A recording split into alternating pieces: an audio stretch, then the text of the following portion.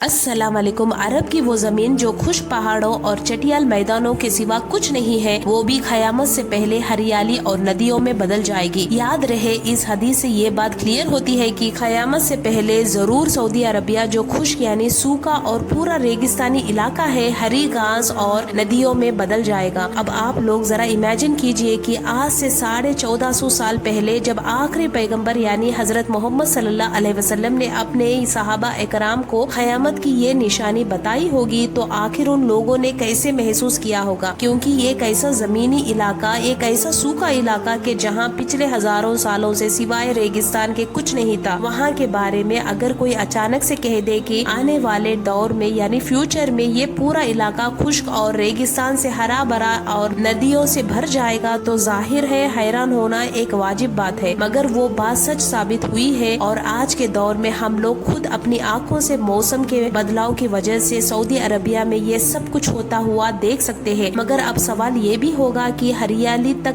ठीक है, क्योंकि वो तो हम लोग खुद अपनी आंखों से भी देख रहे हैं। मगर अब सवाल ये है कि सऊदी अरबिया में नदियाँ कहाँ से आएंगी, क्योंकि अभी तक भी सऊदी अरबिया में एक भी नदी मौजूद नहीं है। लेकिन अब ये हदीस आगे चलकर बिल्कुल सही साबित होने वाली है, क्योंकि सऊदी में कुछ ऐसा ही हुआ है। तारीख में पहली बार सऊदी अरब ऐसा मुल्क बनने जा रहा है जो कि आर्टिफिशियल तौर पर दुनिया का नक्शा बदलने जा रहा है। यानी सऊदी अरब अपना खुद का एक आर्टिफिशियल नदी बनाने जा रहा है, जो कि फ्रेश वाटर यानी पीने के पानी के लिए होगा। अरब जैसे सूखे और रेगिस्तानी इलाके के अंदर फ्रेश वाटर और पीने के पानी की किस कदर कमी है और इसकी किस कदर अहमियत, ये यकीनन आप सभी लोग जानते हैं। लेकिन सवाल ये है कि सऊदी अरब के एक्साइटमेंट के अंदर नियोम सिटी की तरह इस तरह के बड़े प्रोजेक्ट को जल्दबाजी में अनाउंस तो कर देंगे, लेकिन बाद में इसे मुकम्मल करने के लिए इसके पास ऐसा ना हो कि ना तो पैसा बचे और ना कोई टेक्नोलॉजी, और इसे बीच रास्ते के अंदर ही ऐसे ही रोकना पड़े। सऊदी अरब को अचानक इतने बड़े फैसले की जरूरत क्यों पड़ी और ये कैसे मुमकिन होगा, इन तमाम सवालों के जवाब आज की इस वीडियो के अंदर हम जानने वाले हैं। हमारी इस दुनिया का 70% हिस्सा या फिर 3/4 हिस्सा पानी है, जिसका टोटल 97.5% सॉल्टी वाटर है, जिसे पिया नहीं जा सकता, जो समुद्र के अंदर पाया जाता है, जबकि सिर्फ 2.5% पानी पीने के काबिल है। इस 2.5% का भी 68.7%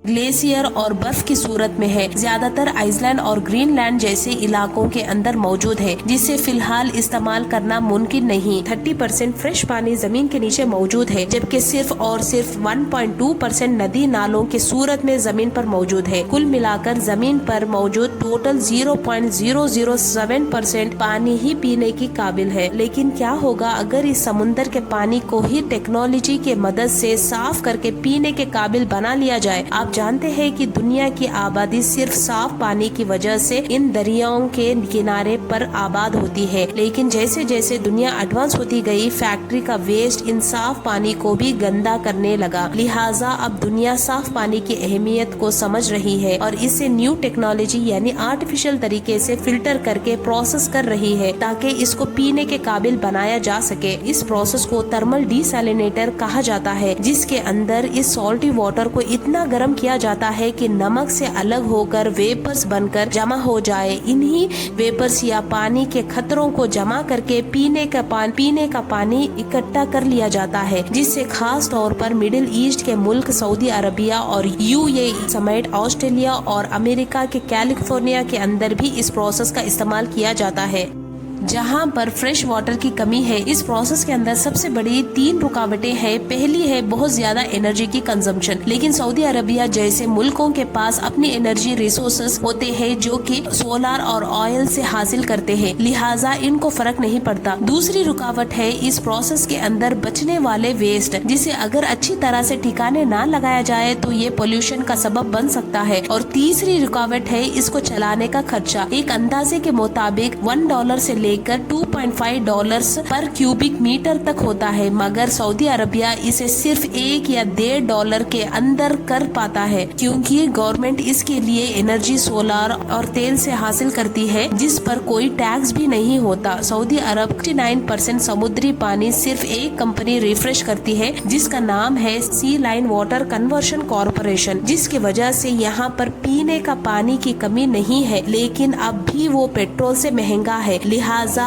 अब की बार सऊदी अरब ने नेक्स्ट लेवल का आर्टिफिशियल दरिया बनाने का ऐसा प्रोजेक्ट तैयार किया है जिसकी लंबाई होगी 12,000 किलोमीटर। ये इस कदर ज्यादा है कि इसका अंदाजा इस बात से लगाया जा सकता है कि दुनिया के सबसे बड़े दरिया यानी दरियाए नील से भी ये 2 गुना लंबाई में बड़ा होगा। दरियाए नील की लंबाई है 6,000 किलोमीटर। इस प्रोजेक्ट का नाम king Salman water conveyance project रखा गया है, जिस पर $500 मिलियन का खर्चा होगा। लेकिन अगर वक्त के साथ साथ महंगाई बढ़ती रही तो ये $800 मिलियन तक भी जा सकता है। और ये आर्टिफिशियल दरिया बाकी कुदरती दरिया जैसा बिल्कुल नहीं होगा, बल्कि इसे अंडरग्राउंड बड़े बड़े कई पाइप से मिलाकर बनाया जाएगा। और ये एक पाइप 11 मीटर चौड़ा और 4 मीटर डीप और इसका डायमीटर होगा 2.24 मीटर। ये पाइप सऊदी अरबिया के हर एक आर्टिफिशियल लैंड में से गुजरकर इस तक फ्रेश वाटर पहुंचाएगा। अगर इन तमाम पाइप्स की लेंथ को जमा करे तो ये टोटल 1,26,000 किलोमीटर बनती है। समुद्र का ये पानी हासिल किया जाएगा सऊदी अरब के साथ मौजूद रेड सी से, जिसे प्रोसेस से गुजरकर फ्रेश वाटर में तब्दील किया जाएगा। इस प्रोसेस को बनाने के बाद भी इसे ऑपरेट करने के लिए सऊदी अरब को अंदाजन हर दिन 4 से $5 मिलियन खर्च करना सऊदी अरब में, क्योंकि नदी या फिर पानी को पहुंचाने का कोई सिस्टम मौजूद नहीं है। ये प्रोजेक्ट इस बड़े प्रॉब्लम को भी हल कर सकता है। वो मुल्क जिसका 90% हिस्सा वीरान और रेगिस्तानी है, जहां पर गर्म तापमान, ठंडी और गर्म हवा का मिलाप ना होने की वजह से बारिशें भी कम होती है, जिसकी वजह से आज यहाँ पर रेगिस्तान के अंदर तापमान इस कदर बढ़ गया है कि अगर यहाँ पर कोई कुदरती दरिया या नदी मौजूद भी हो तो वो फौरन सूख जाएगी। और यही वजह है कि अब इस पानी को अंडरग्राउंड पाइपलाइन की शक्ल में शिफ्ट किया जा रहा है ताकि ये सूख न जाए। सऊदी अरब की जमीन के नीचे मौजूद 80% पानी जो कि फ्रेश वाटर है, अब तक एग्रीकल्चर के लिए इस्तेमाल किया जाता है, जिसकी वजह से वो आहिस्ता आहिस्ता जमीन नीचे से कम हो रहा है। और यही वजह है कि सऊदी अरब की एग्रीकल्चर भी टाइम टू टाइम कम होती जा रही है और इससे ज्यादातर अपनी बुनियादी जरूरतें जैसे फ्रेश वेजिटेबल्स, फ्रूट्स, गेहूं और चावल के लिए इंपोर्ट करना पड़ता है, जो कि बहुत महंगा पड़ता है। लेकिन अगर इस प्रोजेक्ट के बाद सऊदी अरब अपनी एग्रीकल्चर को बढ़ा पाता है तो वो खर्चा जो कि $20 बिलियन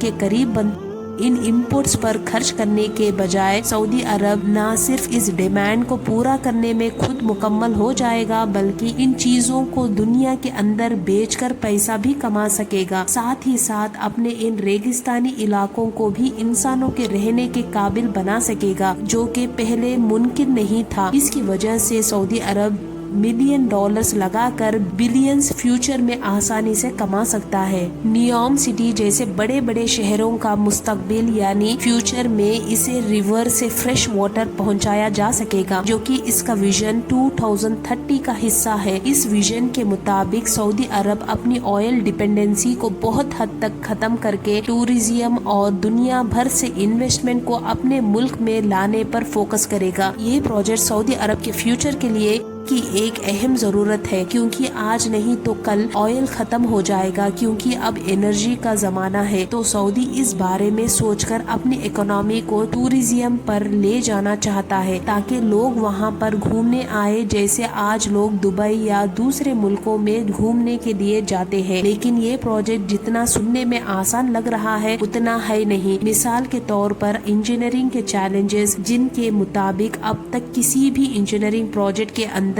इतनी लंबी नदी कभी किसी ने नहीं बनाई। हार्ड क्लाइमेट कंडीशंस, पाइप्स के लिए खुदाई करना और इनको जंग लगने से बचाना, इसके अलावा इनकी मेंटेनेंस और कोई भी छोटी सी गलती या मिस कैलकुलेशन पूरे प्रोजेक्ट को बर्बाद कर सकती है। लेकिन अगर ये प्रोजेक्ट कामयाब हो जाता है तो आज हम जिस सऊदी अरब को सहारा की सूरत में देखते हैं, रेगिस्तानी इलाकों को जानते हैं, यहाँ पर हर तरफ ग्रीनरी, सब्जा और हरियाली होगी। और 1400 साल पहले बयान की गई क़यामत की एक निशानी भी हम अपनी आँखों से पूरी होती हुई देख पाएंगे, जिसके मुताबिक हदीस मुबारक में आता है कि क़यामत तब तक कायम नहीं होगी जब तक कि अरब के सहारा सब्जे के अंदर तब्दील ना हो जाए। तब तक हमें इस प्रोजेक्ट के मुकम्मल होने का इंतजार करना होगा। अगर आपको मेरा ये वीडियो अच्छा लगा तो लाइक करें, शेयर करें और मेरे चैनल को सब्सक्राइब करना ना भूलें। अस्सलाम वालेकुम।